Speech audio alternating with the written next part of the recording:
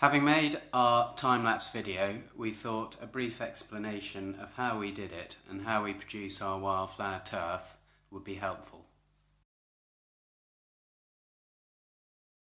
A number of years of experimentation, we have discovered a way of producing a mat of wildflowers and wild grasses that the customer can roll out to create a wildflower meadow.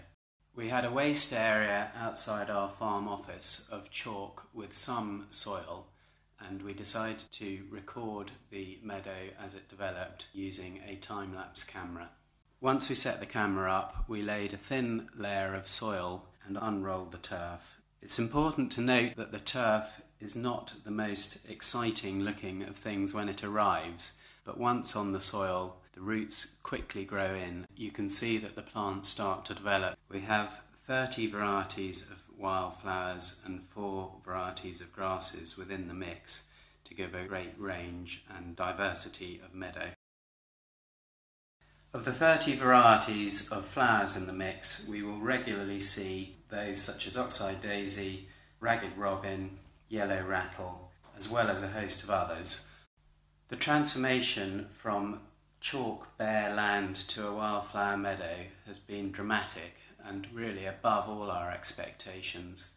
You only have to listen to the news today to hear about the decline of habitats for bees and butterflies and how many wildflower meadows we've lost since the war. We have trial areas dotted around the farm, and these have been going for a number of years, up to 6, and this is still a mat of flowers that has not been taken over by grasses or weeds. To achieve this, we simply mow these areas in the autumn and remove the cuttings. Feedback we get from contractors that we deal with would indicate that as soon as they see an area that is to be seeded with wildflowers, they are immediately worried because it is the one area that is always disappointing because it takes so long to establish the meadow from seed. The more we deal with them, the more delighted they are becoming to find this alternative way.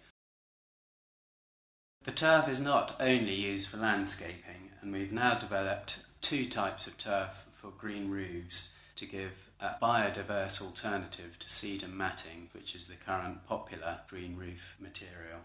Our wildflower turf uses native species that are suitable for bees and butterflies, so putting this on a roof makes more ecological sense than the relatively small variety of plants that you find in seed and matting.